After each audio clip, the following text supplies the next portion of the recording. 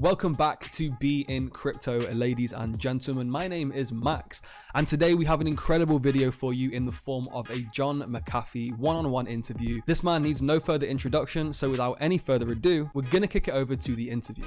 You're recording. Well, perfect. Good. Now listen. Yeah. Things have been very hectic today, so I'm on my lunch hour. Do you mind if I drink carrot juice? Absolutely. Go ahead. Okay, because here it is. This is pure carrot juice. I drink as much as I can every day.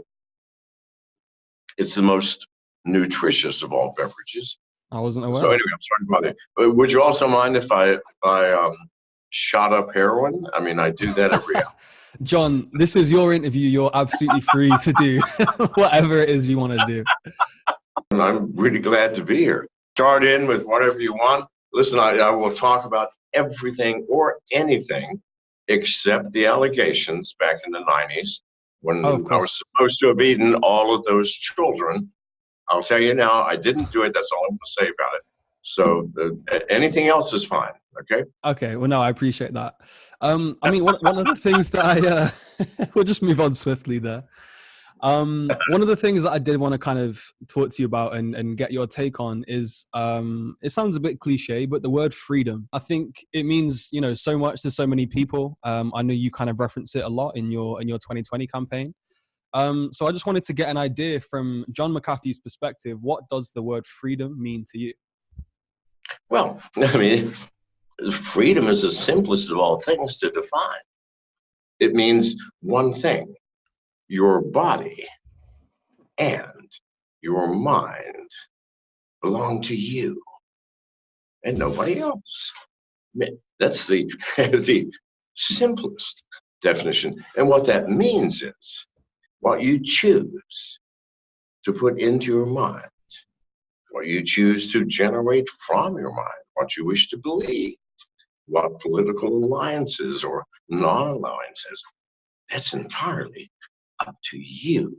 It's not up to the government, not up to anybody else.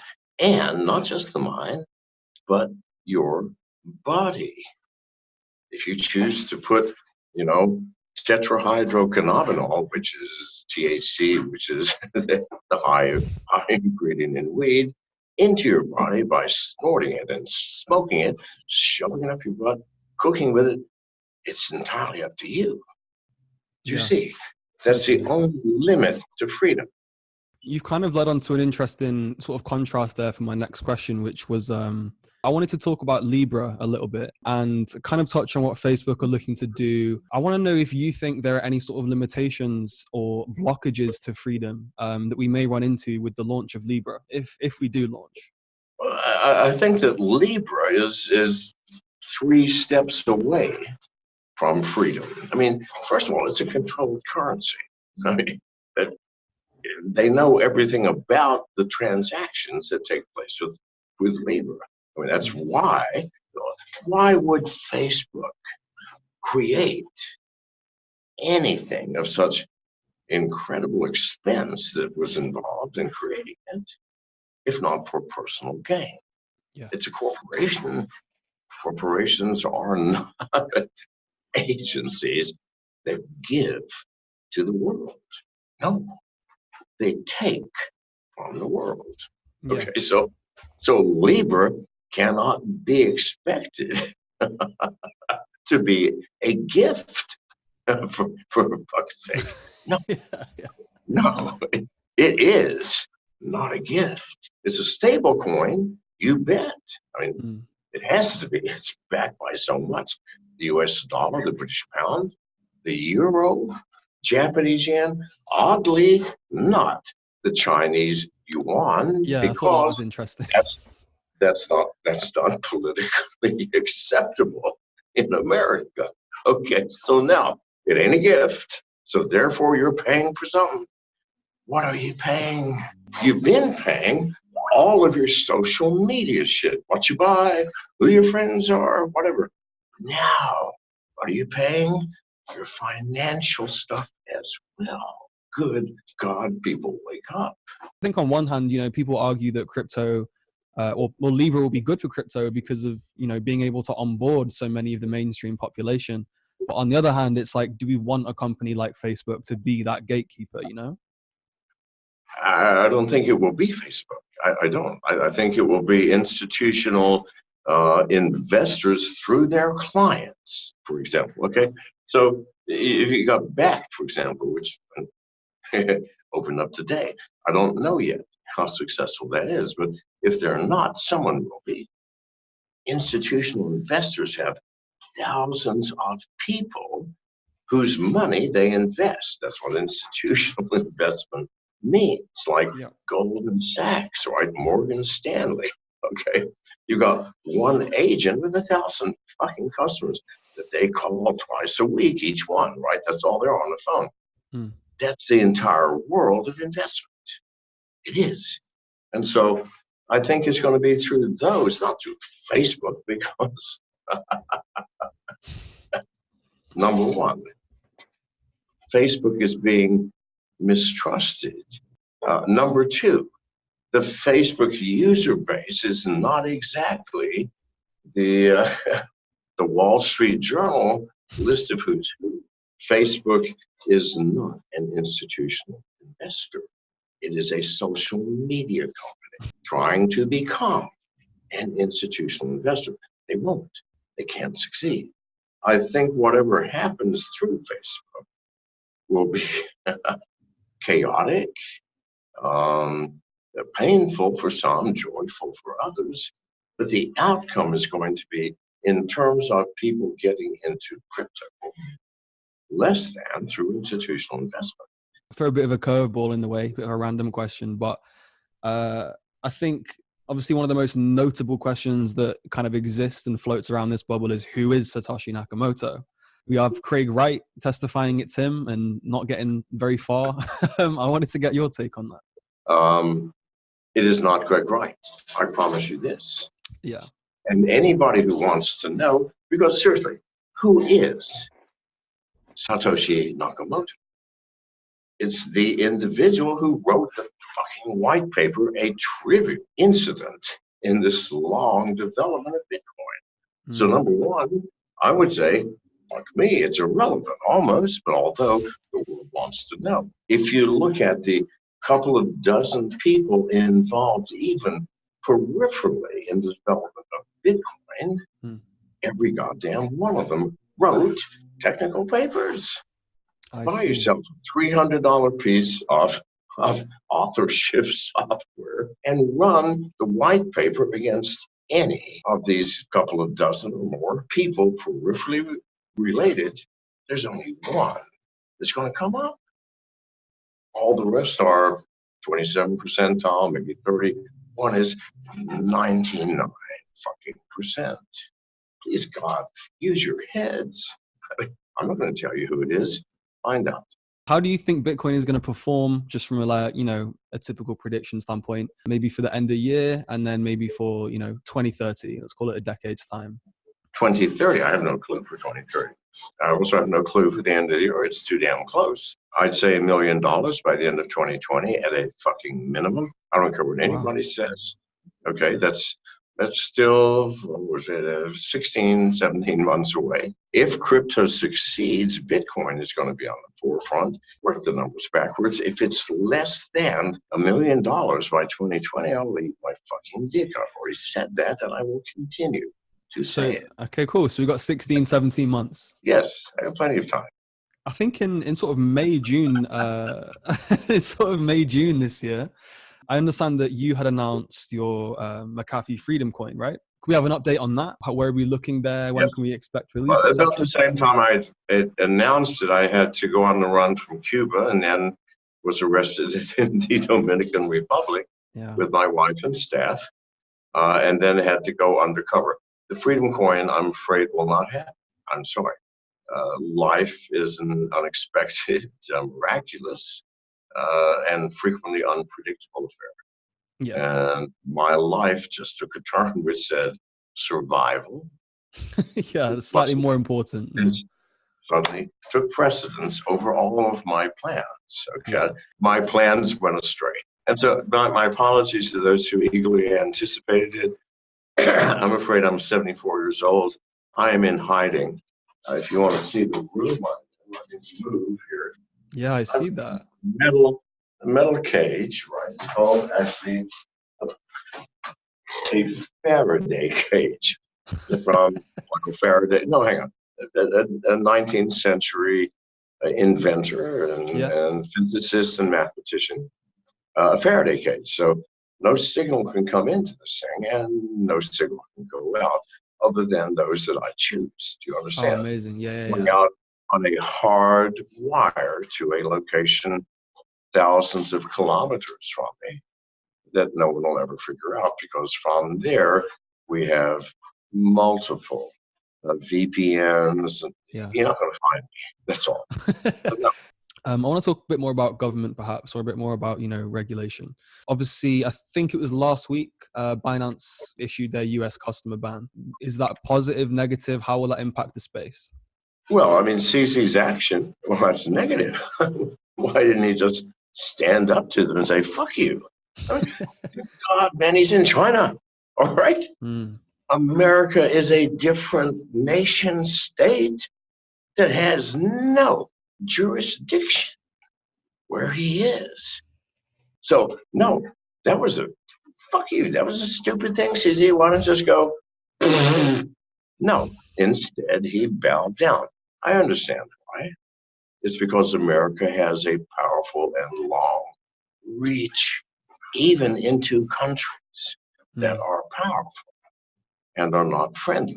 The regulations, the laws that Congress is passing, the institutional restrictions. Some banks will not allow you to have an account if you're going to be dealing with crypto. Yeah.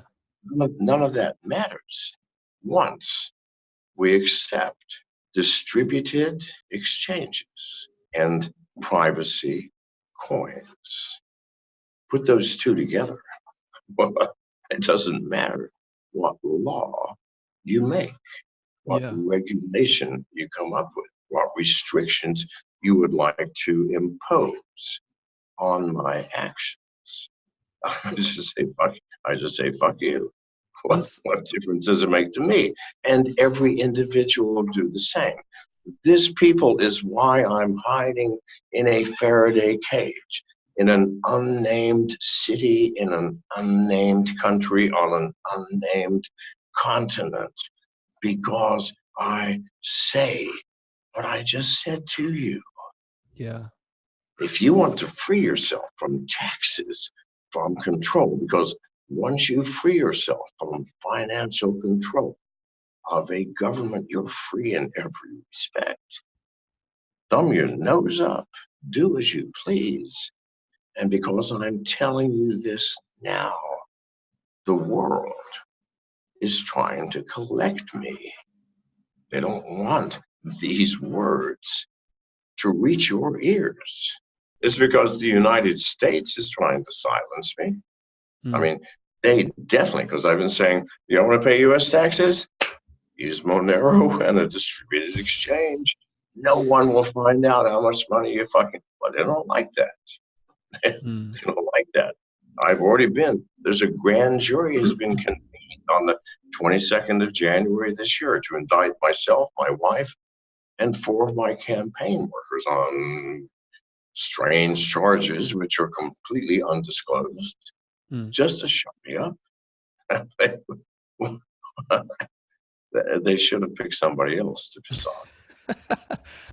If you were to win, you run for president next year, let's say you're president end of 2020, what, if any, sort of regulations or rules would you put on cryptocurrency or blockchain usage? I think that any rule, that any regulation, beyond the regulation that we have the right to put into our bodies and minds whatever we choose, the right to think whatever we want, and the right to do whatever we wish, provided we don't interfere with other free people's rights to do what they want. That the only rule you need is don't fuck with your neighbor. I mean, do as you wish to the limit of interfering with somebody else's ability to do as they wish. We don't need any other laws, because from that law comes all laws. Thou shalt not kill, that interferes with your neighbor's right to experience freedom. Thou shalt not steal, that interferes. Good God, there's only about 5 things that we need. Don't steal, don't murder. They don't have thy neighbor's wife. No, I don't think that's a problem. I mean, if your neighbor's wife wants to fuck you, then fuck thy neighbor's wife if you wish. That's not a law. We don't need that shit. Let the neighbor's wife and the neighbor work that shit out. Please God, people, do you see how complex we have become? You think we need regulations. You must convey to those people who are buying your security all of the negatives of your company. Bullshit. We're adults. You get sucked into a scam, it is your fault. And the purpose of the scam is to educate you. End of story. I wanted to kind of touch a little bit on AI. And interestingly, there seem to be more and more projects popping up that fuse artificial intelligence with blockchain technology. I think it's so, so powerful and it can do so, so much. And I wondered if you'd had any experience with AI and blockchain together. And if you think, there's going to be some really, really strong use cases for this in the near future. Well, I mean, I think all technologists have experience with AI. I mean, it's imbued itself into every aspect, software engineering and architecture. But where is it headed, I think, is what you're asking. There are only 2 options. One, that we create the entity which replaces us in the evolution on this planet. Non-biological, or maybe it's even partially biological, I don't fucking know, but it ain't us. It's not humans. We become the mechanism by which this world gets rid of our sorry asses, because humans have been harder on this planet than the dinosaurs, all right? Oh, yeah. Dinosaurs were, they talk about the ultimate. I mean, what was a Tyrannosaurus Rex? It was a mouth with 2 legs. That's all it was. Not only are we loving and kind and generous, compassionate, we're angry, vicious, hostile, jealous, greedy creatures. We're a mixed fucking bag, all right? I mean, take any other species, they're very obvious what they are. You got a snake coiled in the jungle waiting to bite your sorry ass. Well, it's clear what it is. Some of them even advertise who they are. The rattlesnake. Yeah. I'm going to bite your sorry ass in just a second. No. Do we? Fuck no. We hide our attributes. And so I lost your thread. Where's this going, friend? What was the question again? I mean, I think this is better. This is much better than my question. I actually want to move away from my question and ask you something about what you said. I had a conversation with a friend this weekend actually, about, origin of life. We talk about it every day. But you said something really interesting there, and you said that you think, the kind of ruler of this world is maths. And Yes, I do. Yeah, and we had a similar conversation about that. Could you expand on that a little bit? Mathematics is the first representational description of reality that has been consistent. I mean, 2 plus 2 has always been 2 plus 2, 10,000 years ago or 1,000,000 years in the future. It is a constant. If you look at the seeds of a sunflower, their spiral interactions, it's a goddamn Fourier transform formula. Yeah. It's mathematics. Genetics is mathematics. Gravity is mathematics. Yeah. The movement of the sun and the stars. So math is reality. End of story. As a libertarian, if Elon Musk, by the way, would never be my enemy. He says the same fucking thing. Yeah. He's not a stupid man. He is not a stupid man. And he says exactly what I see. Okay, last question then. I just want to do a little quick fire. I'll give you 3 or 4 cryptocurrencies and just give me good, bad, just a quick opinion, 1 sentence. You cool with that? Yeah, go ahead. Bitcoin. We've got to start with Bitcoin. It's the grandfather. It would be the store of value. It's not the end all of it. Next. Okay. EOS. Well, listen, I mean, my good friend Bob Pierce was involved in that. I can only say good things about Okay. it. Next. BNB, Binance Coin. I mean, I know CZ. I don't even like CZ. Why would I like something he had created? Okay. And Ethereum. I think the smart contract is one of the greatest applications yet. Totally agree. Fundamentally agree. Yeah. I'm sorry. That's what I think. Tron, TRX. Oh. I had to get that in there and it had to go last. I cannot comment because of a conflict of interest. Okay, no problem. Well, I mean, I've had a really, really interesting, insightful time with you today. Amazing. Thank you so much for your time, John. Have a lovely day. Okay, bye-bye. Bye-bye.